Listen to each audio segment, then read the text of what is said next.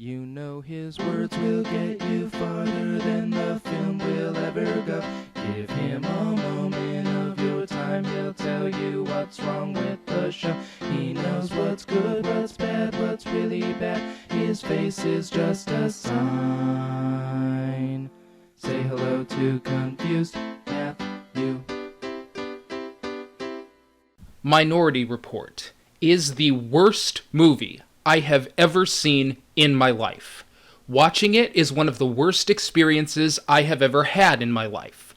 I'm sure there are worse films out there in the world, but this one hits every nerve I have when it comes to what I hate about bad movies. It has more stupidity, more story problems, more structure problems, more plot holes, more poorly scrawled out characters, more plot points that don't go anywhere, more consistency issues, more logical issues, and more pseudo-intellectual bullshit than I have ever seen in any film. Everything that could go wrong in a movie goes wrong in this one. This is a true story. When I saw this in the theater for the first time, I was so taken aback by how much of an insult this movie was and how much it robbed me of my time and money that I actually went back to the counter and demanded a refund on general principle. I have never done anything like it before or since. I knew it probably wasn't going to happen, but I felt like I had to do something to try and compensate for all the pain and suffering. They told me a refund was impossible since I sat through the whole movie, and that I needed to take it up with the film's producers. So I went back home and, in more examples of immaturity, wrote Steven Spielberg a letter expressing my displeasure with the film, included my ticket stub, and asked for a refund. To this day, I have heard nothing back. For years afterward, I had been looking to find some consolation about the atrocity that is this film, and could find none. Not even when the audience reception was so lukewarm that I actually found a copy of this thing chucked into a $1.99 DVD bargain bin. That's still too good for this movie. This movie needs to be shamed in exactly the same manner and frequency as our films like Howard the Duck and The Room. It's that bad.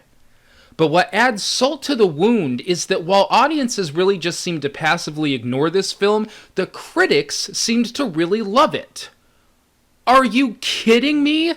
This even includes Roger Ebert, who called it one of Steven Spielberg's best films. This movie is a great movie. This is a brilliant movie. This is one of Spielberg's very best films, and he's a great filmmaker. Right. He puts together science fiction and crime and the personal problems of these people and the vision of this future. He marries special effects with actual practical sets and actual stunts, and he puts it all into a package that absolutely fascinated me from beginning to end. I love this movie.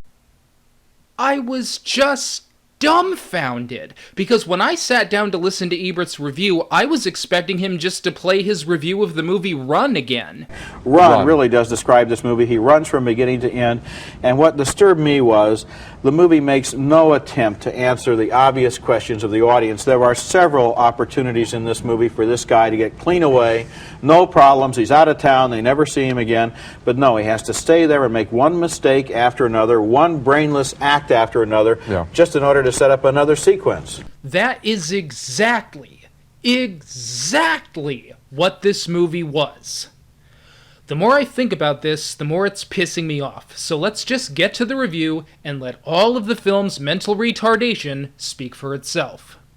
We'll begin with the very premise of the movie itself. Now, I first want to say that in science fiction, I'm used to having to accept ridiculous premises every now and again.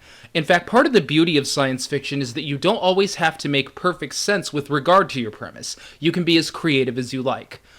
But the premise for this film is so obviously retarded that it just goes too far. This is not a creative idea. It is the most ludicrous situation I have ever had to accept in science fiction. And this is coming from someone who has actually seen Battlefield Earth. It's not just that it's unbelievable. It's not just that it's silly. The basic premise for this film is such an assault on common sense that it's impossible to get past for me. The very foundation of this film is an idiot. The year is 2054. The place is Washington, D.C., and here's what's going on. An experimental police force known as Preschool, actually Pre-Crime, has been in place for 6 years, localized entirely within Washington, D.C. Pre-Crime is in the business of stopping murders before they happen. You see, these people have access to 3 mutated humans known as precogs who can see the future. These visions are translated onto display screens for Pre-Crime to view, and they also give the names of the victims and perpetrators as well as the time of the murders, but all the other details of the future crimes have to be deduced by the officers from the bits and pieces that they see on the monitors. The success rate of this process has apparently been very good, as DC has been essentially murder-free for 6 years. Murders are now rarely premeditated, and the majority of them are now crimes of passion that are spontaneous and allow for less time for pre-crime to stop them. Well, we open with one such event. A man is apparently going to murder his wife in a jealous rage. Our main character, John Anderton, and the rest of Preschool attempt to track him down. They eventually zero in on his location and get underway. This is where the film transfers from a stupid premise to a stupid overall scene as the officers dress in full-on SWAT gear and fly around in an armored tank to take down a man who they know is armed only with a pair of scissors. Anderton is the first to find the house, and he stops the man from killing his wife. But that's just not stupid enough for our illustrious film, so we still have to see a few dumbasses unnecessarily crash through the ceiling to apprehend the already apprehended man. Once they have him in their custody, Anderton explains the situation. Look at me.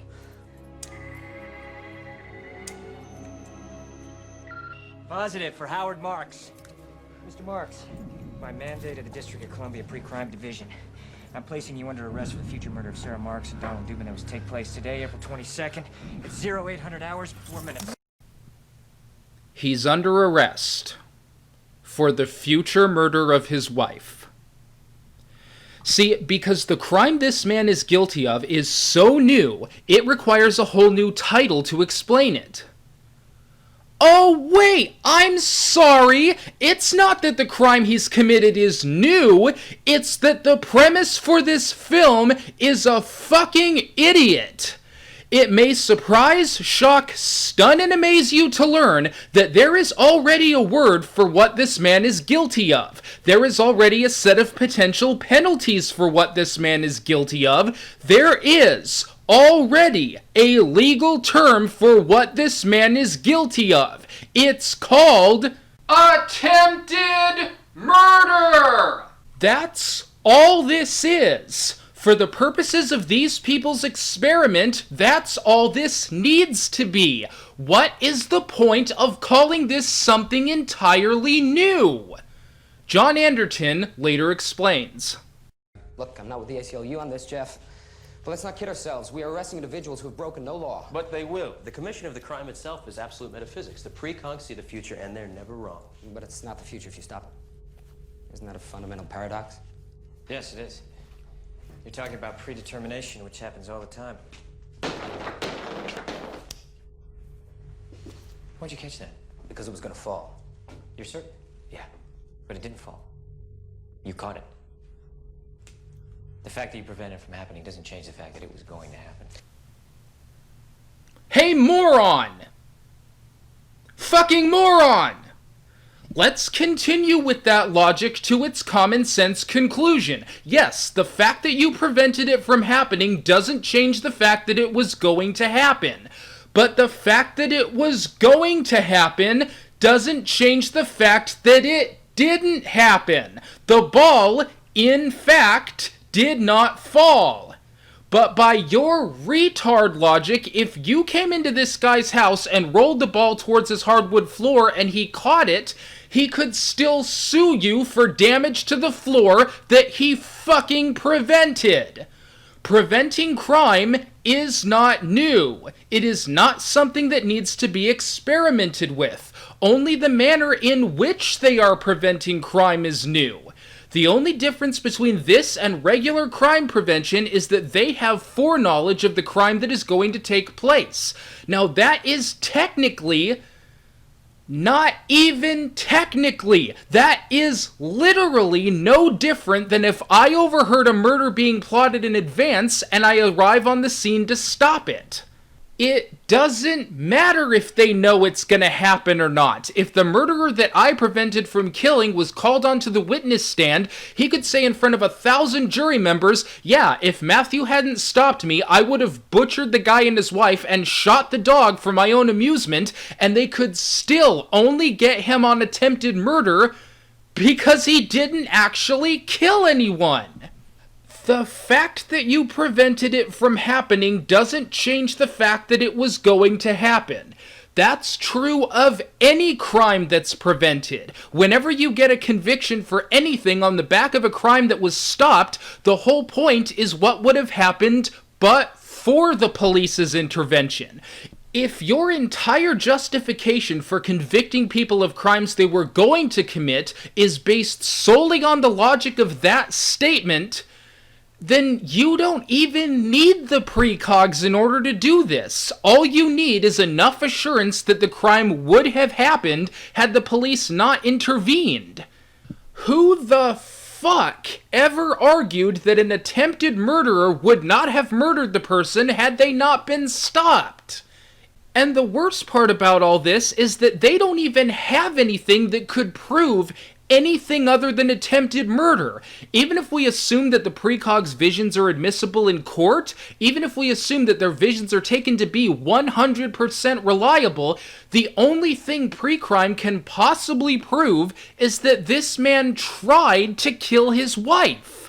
But this movie is telling us that within a small district of Washington, D.C., they have changed the law so radically that a man can now be found guilty of murder based on evidence that only proves he was going to commit murder.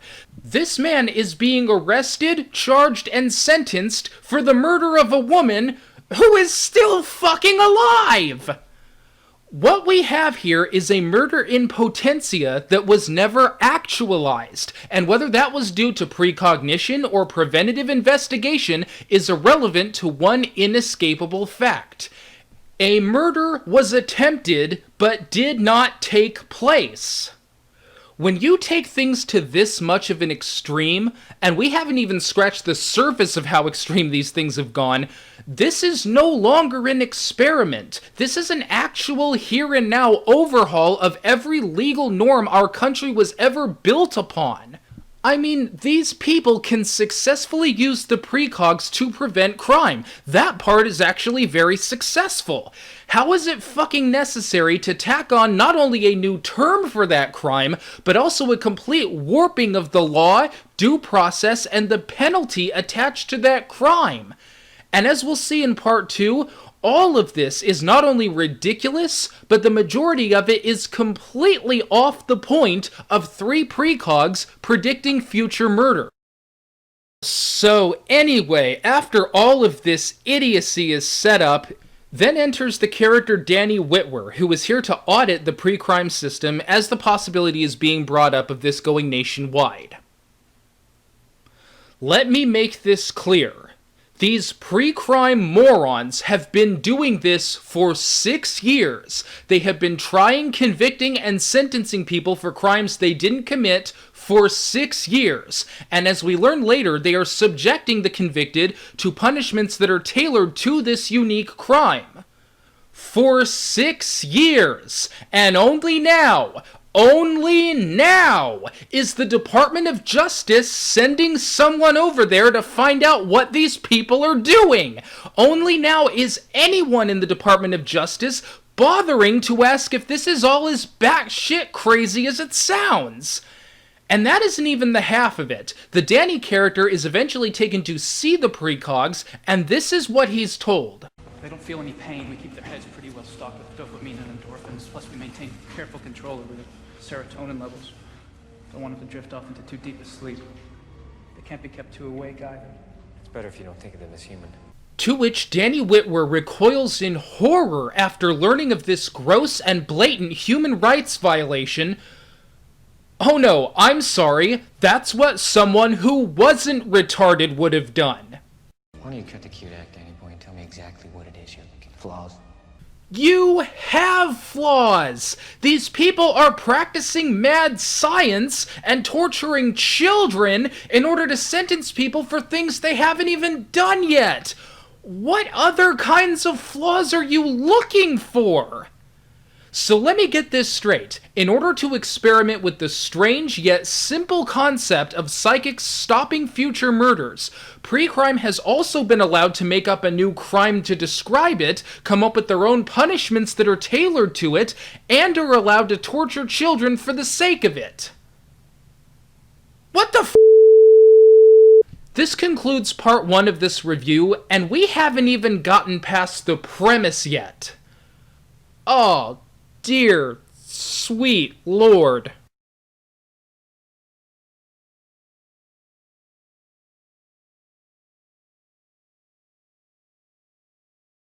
So, as it's explained to Danny, there are 2 components to how the precogs determine victims and murderers. The first is that preschool can see everything they see via computer monitors, and the second is that whenever a killing takes place, the name of both the killer and the victim is etched and shaped into a ball of wood. Each piece of wood is unique, and thus cannot be forged. Oh, and there was one more thing Danny asked. He wanted to know if they ever got any false positives, such as a man intending to kill his wife but doesn't go through with it. To which Anderton responds, and I quote, "The precogs don't see what you intend to do. They see what you will do." Remember that. Remember that well. So, as far as any kind of backplot goes, we have John Anderton, who apparently lost his son in a public pool, because nothing says audience manipulation quite like a missing kid. The point here is that he supposedly is so obsessed with pre-crime because if it had existed when his son went missing, he might never have lost him. Of course, that's only if he was murdered, which they still don't know if he was or not, but who needs good motivations when you've got a crappy movie? So anyway, here comes the next part of the film that just doesn't click with me. Now, admittedly, this is a personal problem and not necessarily an objective flaw of the film, but here we come to find how the precogs are regarded, as well as how pre-crime regards itself. Science has stolen most of our miracles. In a way, they give us hope. Hope of the existence of the divine. I find it interesting that some people have begun to deify the precogs. Well, come on, Chief. The way we work, changing destiny and all, I mean, we're more like clergy than cops.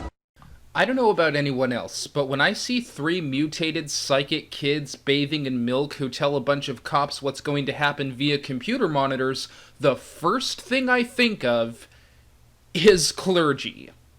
So yeah, the way you guys change destiny and all that definitely makes you like clergy. Or psychiatrists. Or psychologists. Or scientists. Or advisors, or close friends, or close family members, or pretty much anyone in the world who interacts with other human beings in a way that changes their destinies. I'll go into what's wrong with the religious aspect of this later on in the film, but for now, here is basically what happens. One of the precogs wakes up and shows Anderton a video feed of an old murder, so to investigate, he goes down to the detainees, and here we see what kind of punishment you receive if you're found guilty of a crime you were going to commit. Oh, they don't just throw you in prison like any other murderer who actually murdered people. Of course not.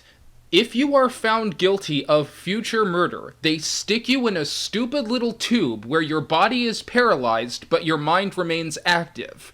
Which is 2 things: cruel and unusual.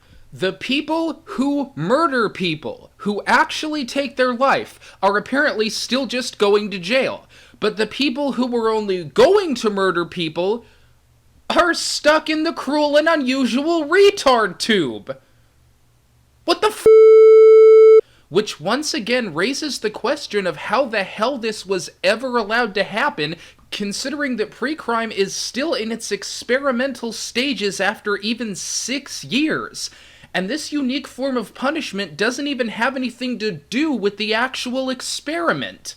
Imagine if a local police force wanted to experiment with a new way of catching criminals by placing surveillance equipment in spots that have a reputation for being used as drug buys.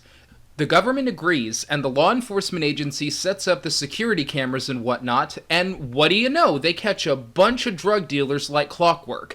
But then they say, oh, by the way, instead of just arresting them and throwing them in jail, we want to stick them in a stupid little tube and keep their minds active for the rest of their lives while their body is dormant.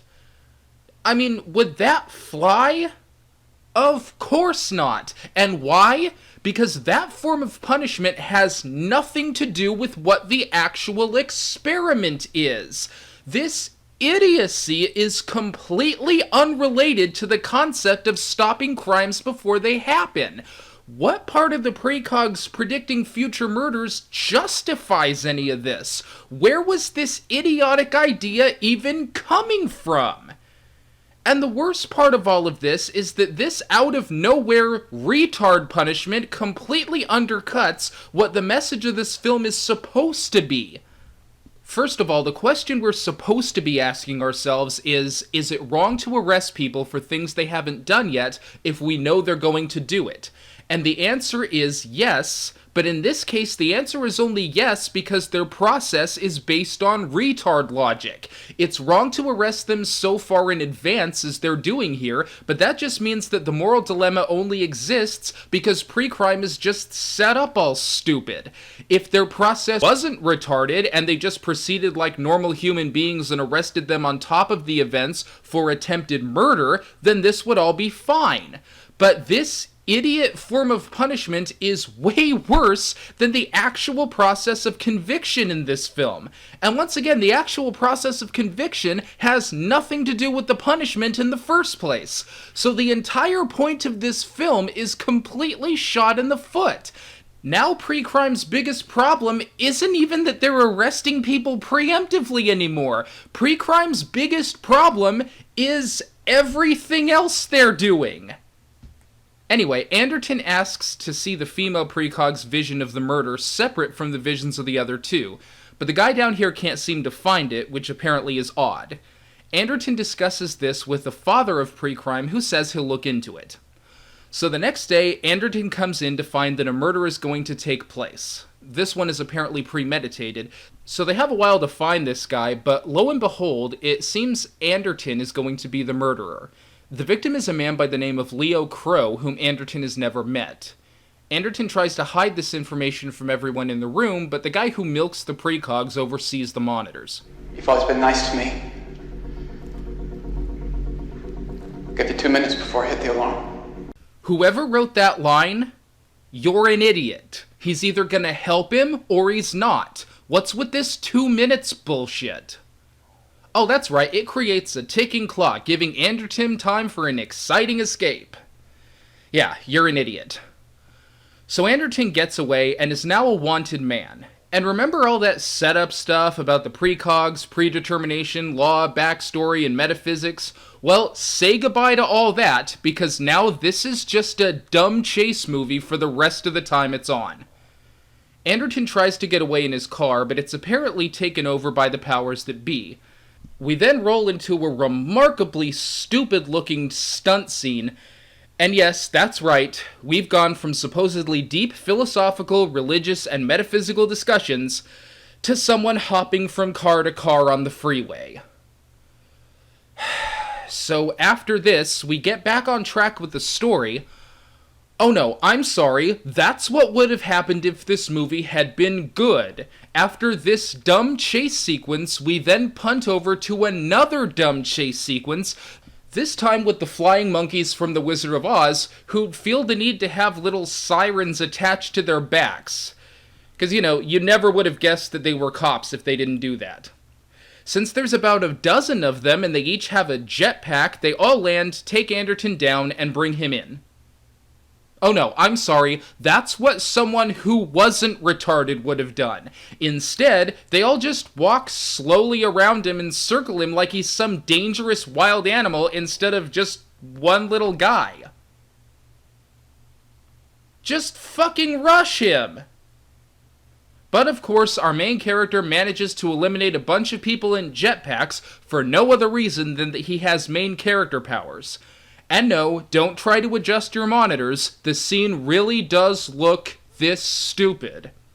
So after this dumb waste of time, we then get back on track with the story. Oh no, I'm sorry. That's what would have happened if this movie had been good. After sitting through 2 full dumb chase scenes, we then segue into another dumb chase scene, this time in a car factory. And God, do I wish I were kidding about this, but I'm not. The chase resolves with Anderton getting built into a car and the car driving away with him. Because hey, these are just cops after all, they can't just shut the line down or anything. So I guess in this retard world, cars are built and then immediately drive themselves away. Or maybe they're just transferred immediately from the factory to the dealership, but that doesn't seem to be what's happening here, because Anderton just drives to some old lady's mutant garden. I'm not kidding about that either. And of course, the pre-crime idiots can't just auto-commandeer this car like they did his last one, or maybe follow it, or maybe put out an APB on the car. I mean, it's not like they know what car he's in after all. Fuck! So after 3 dumb, meaningless, idiotic chase scenes in a row, Anderton arrives at the old lady's retard garden. This lady was apparently one of the people who invented pre-crime in the first place, but left because she didn't like where it was going. But for someone who has never told anyone any information about the genesis of pre-crime, she sure seems to have no problem dumping verbal diarrhea on Anderton.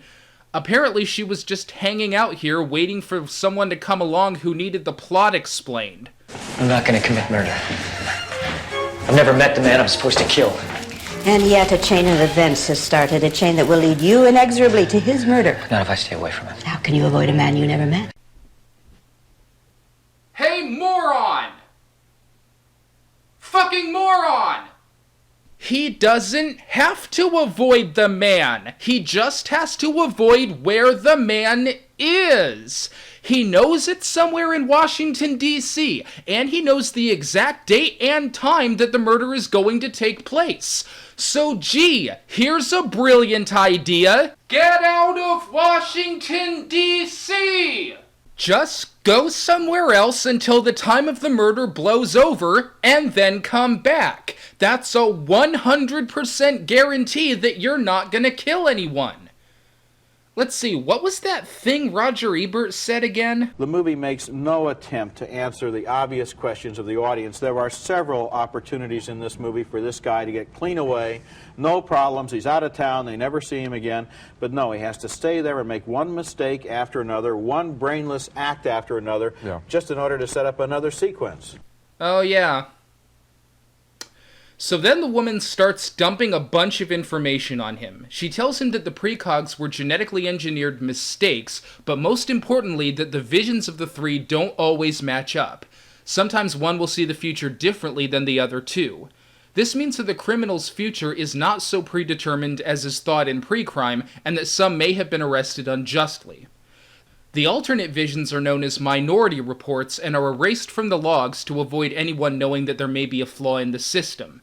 The head of pre-crime knows about this, but is keeping his mouth shut in order to keep pre-crime looking good in the eyes of the public. Boy, I say again, for someone hiding out in the middle of nowhere, she sure had an awful lot of information to give the first person that dropped by. So finally, it occurs to both of them that Anderton may have a minority report of his own, and as the old lady explains, this minority report would be stored in the female precog herself. After this, a plan is formulated. Just walk right into pre-crime, get into the temple, somehow tap into these precogs, and then download this minority report. If you have one. And then walk out. Actually, I think you have to run out, but yes, that is what you have to do. Okay, stop. If you have no problem blabbing all this to the first guy that walks into your retard garden, and you have no problem with said guy finding the minority report which would bring down pre-crime, then here's a brilliant idea. Why don't you tell someone about the Minority Report? Or failing that, why don't you tell someone about the Minority Report? Tell a reporter, tell another legal branch, tell the media. There are any number of things you can do to get this out in the open, the least of which is you going there and getting it yourself. And even if you do want to get it yourself, the Minority Report isn't going anywhere. There are two ways that you can make you not killing this guy happen. Either you expose the Minority Report and bring down pre-crime, or you just go somewhere else and wait the time out that you know is going to happen, and then bringing down pre-crime by proving you're not going to kill this guy like the precogs predicted. So if you're gonna go the way of getting the Minority Report out in the open, then at the very least you can just wait until the time of the murder you're about to commit blows over, and then walk in as an innocent man and just download the data. What the f***?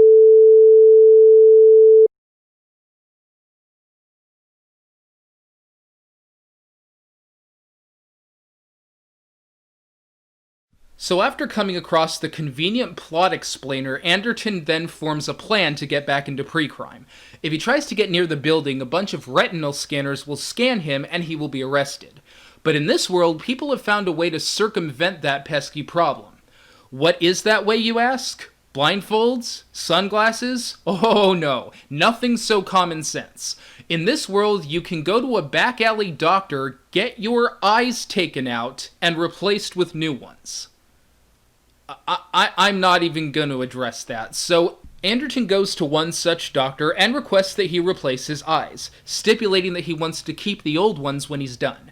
But it turns out, as is so important to the story, that Anderton actually knows this particular doctor. And keep in mind just how much screen time they take up establishing that particular point. How we go way back. Solomon Pierre, MD. I was a plastic surgeon. You remember? Specialized in burn victims, mostly women. I put you away. Oh yeah, you did. You made those tapes. They were performance pieces. You set your patients on fire. I'll put them out. Some not as quickly as others, but let's change the subject, shall we? The future is so much more interesting than the past, don't you think? Oh, Miss Van Eyck, I'm afraid she's already smitten. She only has eyes for you. I know what you're thinking, John. How can I do what I do now? Well, let's say that I did spend an awful lot of time in the prison library. Now, that was a great way to avoid some of the more unpleasant aspects of prison life. Confinement was a real education, a real eye-opener. Så lilla älskling, nu är doktorn klar med dig. Du är till Gretas tur. I mean, for true enlightenment, there's nothing quite like, well, let's say, taking a shower while this large fellow with an attitude you can't even knock down with a hammer whispers in your ear, "Oh, Nancy, oh, Nancy." Now, that was a lot of fun. Thank you so very much, John, for putting it there. Thank you so very much for giving me the opportunity to get to know myself so much better. And now to return the favor. Let me make this clear. They have just spent 1 minute and 40 seconds, which is a long time in movie terms, establishing that this guy has a vendetta against Anderton for putting him away, and that he intends to, as he put it, return the favor. So how does this doctor exact his revenge? He makes him a sandwich. That's right, he makes him a sandwich and pours him a glass of milk. The surgery goes off without a hitch, and we never see the doctor again. I want to stress what this means. The people who are writing this movie have taken a hunk of screen time to tell us something that doesn't matter to the rest of the film and to set up a plot point that never pays off. It's not part of the story. It has nothing to do with anything that we're watching. It's just put in there to set up a pointless red herring and to make the movie longer. And that sums up this whole movie. Let's just take a minute here to recap what's happened. This movie has been on for over an hour now, and what has happened in all that time? We got an exposition on the bullshit metaphysics of pre-crime, we got a chase scene, another chase scene, another chase scene, more exposition on the bullshit metaphysics of pre-crime, and then we get to watch John Anderton follow a little string to a refrigerator. In other words, what has happened in the film so far? Nothing! So the preschool morons come to the building John is in and release a bunch of metal spiders to scan everyone's eyes. I'm not sure how that's any different or better than the officers doing this personally, but whatever. Then we have a scene of John hiding out in a bathtub full of ice because there just so happens to be one here for plot purposes. Now, it was established earlier that if John removes his bandages before a certain time, he will go blind. But the spiders eventually find him, lift up the blindfold, scan his eye, and nothing happens. It was way earlier than it should have been, but he doesn't go blind, the spider leaves, and we move on with the film. We were told he would go blind. So does that mean he could have just let the damn thing scan him all along and we wouldn't have had to sit through this scene? I guess so. God, so anyway, Anderton eventually gets back to pre-crime and uses a hypo that completely changes his face. I don't know what that's doing in the story since he doesn't bother to use it until he gets right up to the building and everyone in the building figures out it's him anyway. He uses his old eyes to access different parts of pre-crime, and of course, the geniuses at pre-crime have labeled John a fugitive and future murderer, and yet it never occurs to anyone to revoke his security clearance. So John eventually runs into his old pal who helped him out earlier, sort of. These are their old timers who cleared you. You're not supposed to be in here. Listen, Wally. Do I know you? Who are you? I like you, Wally, so I don't want to have to kick you or hit you with anything hard. But only if you promise to help me. Aw, John. No. See, by your own established logic, you should only help him out for exactly 2 minutes and then hit the alarm. But since this scene doesn't call for a ticking clock, he's with him all the way this time. Meanwhile, the pre-crime officers figure out that there are actually 4 people in the room here John is supposed to kill Leo Crow in. Eventually, it is revealed that the 4th person is the female precog herself. So, John and his conveniently helpful friend attempt to download the Minority Report, but the pre-crime geniuses come to stop him. They seal off every exit, so John and the female precog escape by flushing themselves down the toilet. What, you think I'm kidding about that?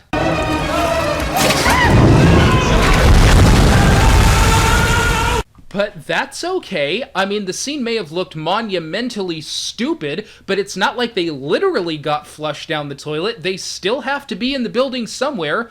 Maybe it sent them to the fudge room, so they can still just seal them up again. Please find out where that pipe leads. I want every team underground now. Doesn't matter, he wins. No, I'll send my men to evac. We'll stop him in the reservoir. Gordon, she's in the room with him when he kills Crow. She's already a part of his future. Hey, moron! Fucking moron! By that logic, you shouldn't even have been trying to capture him in this movie at all, because he's already destined to be in the room. And by that logic, you shouldn't have been trying to stop murders at all in this film, since these people are already destined to be murderers. Stopping predetermined events is what you do! But only because they need the movie to keep going, they just let Anderton go. He takes the female precog to a holodeck of sorts, and a friend tries to download the Minority Report. And now let me briefly comment on the religious aspect of this film. When the friend realizes that he is in the presence of a precog, he drops to his knees and makes the sign of the cross. This is tying in with the earlier comment that the precogs give people hope of the existence of the divine and have begun to deify the precogs. Now, that just doesn't make any sense to me. Precognition really has nothing directly to do with religion, with 1 or 2 possible exceptions, but most of them aren't even related to actually seeing murders. Even if it were somehow determined that psychics are 100% legit, I can't really imagine the religious community suddenly putting them in the light of the divine. It would make sense to me if maybe some of the new agers of this world would be excited about these guys, but I can't imagine any religious group flocking to them in this way. This is just my opinion, but in my view, if there actually did exist 3 psychic beings, the religious community would not deify them. If anything, they would consider them to be massive abominations that need to be expunged from God's pure earth. And to digress just a bit further on that point, how much better a story would that have been in this film? The precogs actually do stop murders and are doing real good in the world, but the religious community wants them stopped because their abilities conflict with their religious dogmas. Anyway, I digress. Back to the film. So Anderton and his buddy try to download Anderton's Minority Report, but it turns out that he doesn't have one. However, the female precog shows him the vision that was shown in the beginning once again. Before they can solve that mystery, however, preschool invades the place. Now, fuck this movie. They actually had the opportunity to easily apprehend he and the precog when they were flushed down the toilet, and the guy's like, no, let him go, this is all gonna happen anyway. But after calling off the capture, he then sends all of the pre-crime idiots to try and capture them again.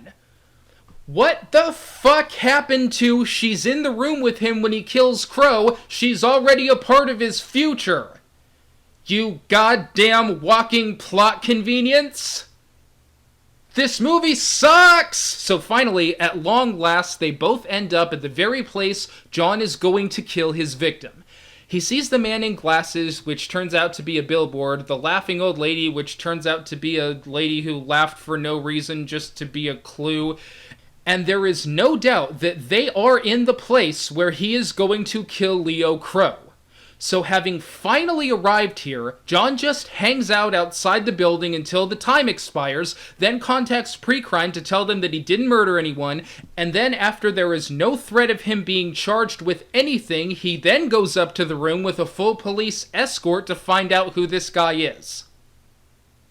Oh no, I'm sorry, that's what someone who wasn't retarded would have done. You have a choice. Walk away. Do it now.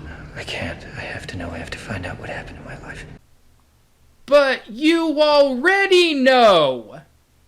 Why don't you just leave? So, only for the sake of the plot, he goes up to the room where he finds evidence that this is the man who killed his son. Now, as will be established later in the film, even the preschool morons aren't stupid enough to be fooled by this. The guy has a bunch of pictures of kids conveniently spread out all over the bed. This is obviously a setup, but John completely buys into it. Now, I know if my kid, if I had one, were taken from me, I wouldn't be thinking clearly in this situation either. But as we see in this scene, that's just no excuse. Crow confesses to the murder of Anderton's son and even provides details about how he did it. This causes John to beat him up and then draw a gun on him, but when the final minute passes, he decides not to kill him. This means that John managed to compose himself in the face of his son's killer so much that he didn't murder him, but not so much that he wakes up and realizes that someone who has kidnapped this many kids probably isn't going to immediately remember the details of your own. So, there we go. John went up to the room like an idiot, but didn't kill the guy. Who cares? Yeah, I know, but at the very least, it means that this film is over. That's it. We can all finally stop watching this piece of garbage. You're not gonna kill me? No. No, the movie is over. If you don't go through with this, my family gets nothing. Okay? You're supposed to kill me. No. No, it's over. It has to be over. You've already wasted 2 hours of our time. You told me I'd be released if I went along and my family would be taken care of. If you did what? If you did what? If I acted like I killed your kid. Okay? If you killed my kid. Look, you don't kill me, my family gets nothing, okay? No, This movie has sucked for 2 hours. We don't need to watch anymore. You told us this was gonna be the ending. It's over. It has to be. Goodbye, Crow. Anderson, wait a second!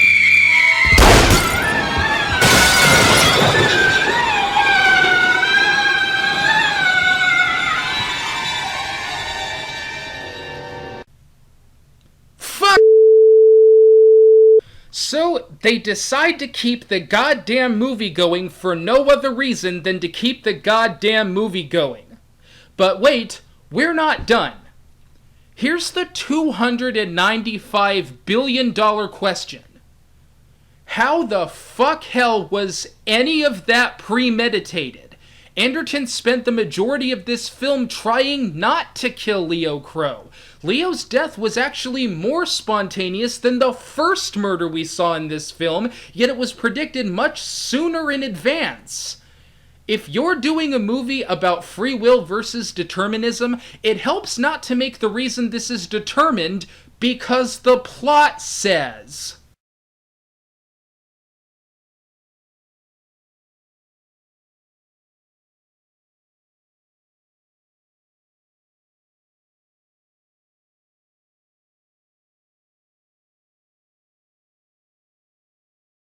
So, with this movie going into extra innings, we cut to Danny Whitwer talking with the head of pre-crime.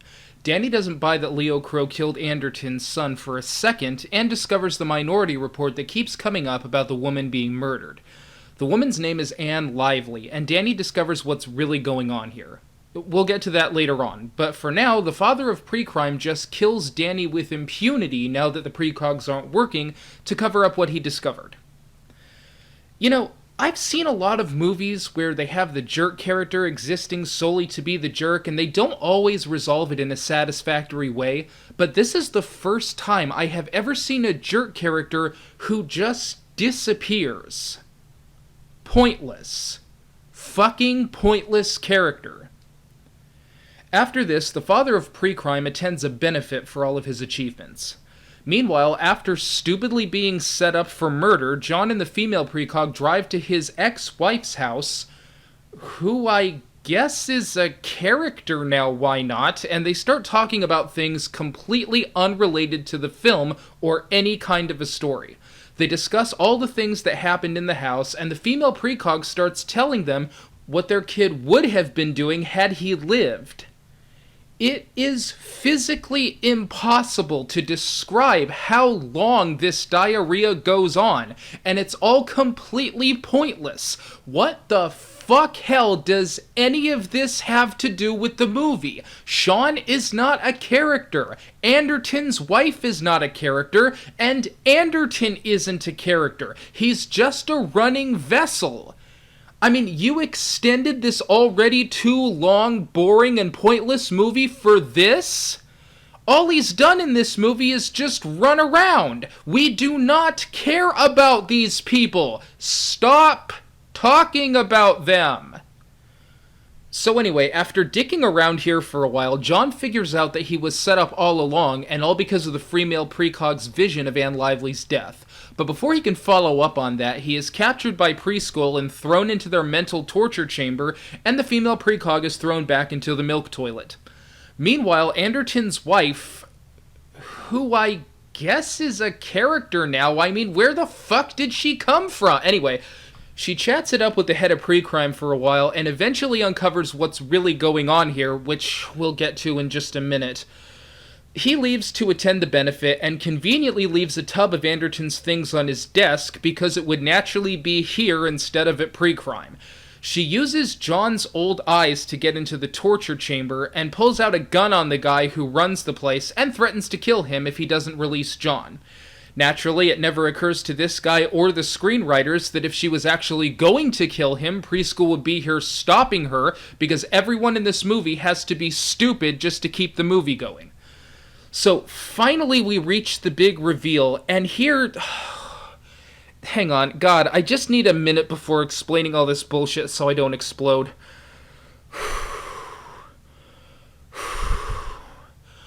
Okay, so here's what's happening.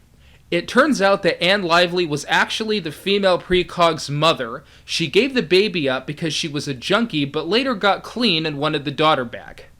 Well, the head of pre-crime couldn't let that happen, obviously, as the precogs don't work without all three. So he concocted the following way of circumventing the precogs.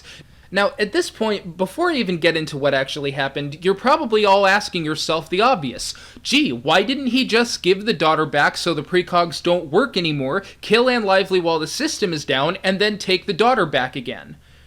Well, shut up. There's no thinking aloud in this movie. We all must accept whatever shit they throw at us, regardless of how little sense it makes.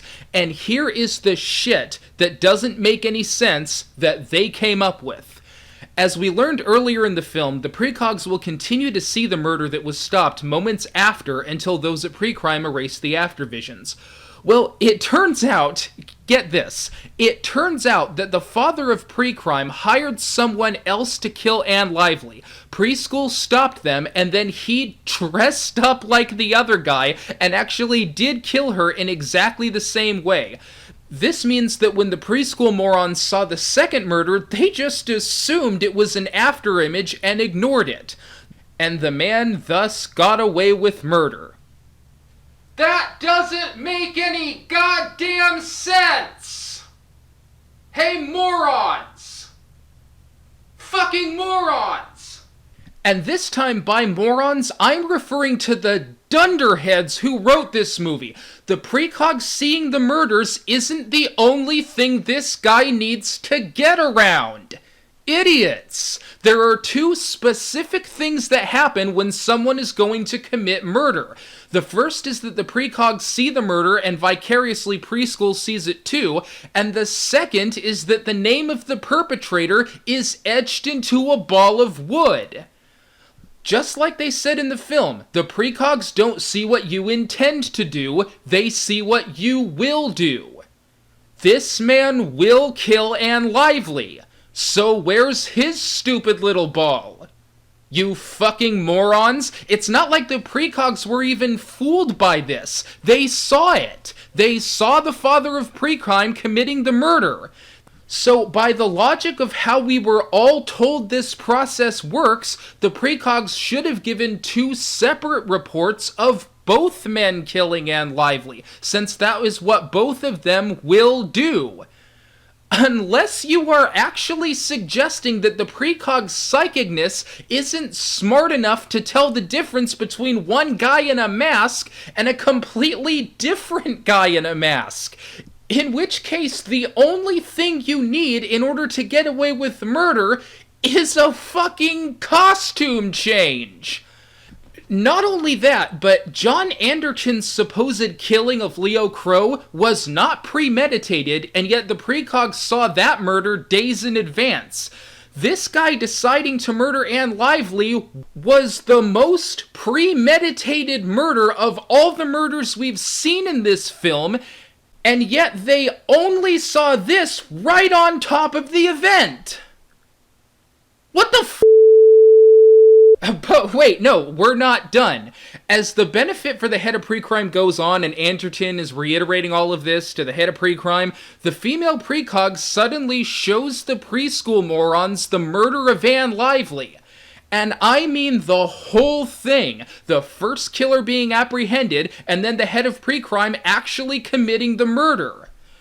Why the fuck didn't she just show them this in the first place? And with no prompting from anyone, someone in preschool transmits this completely out of context vision that he shouldn't even have understood on the wall for all to see.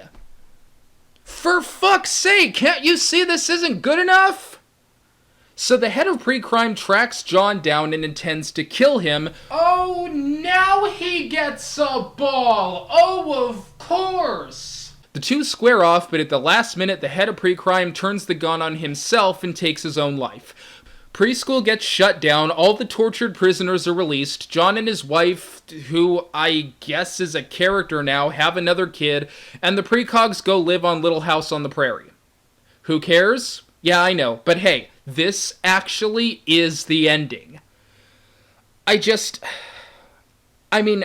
I've seen bad movies before, but I feel like I need therapy after this one. It's so messed up and convoluted and bereft of logic and sense and consistency. None of this movie works. There is no story here. Everything is just one big plot convenience to keep the movie going and push a philosophical question that isn't framed right and doesn't make any sense to begin with. This absolutely concludes my review of Minority Report. It is the worst movie I have ever seen in my life, and it is one of the worst movies ever made.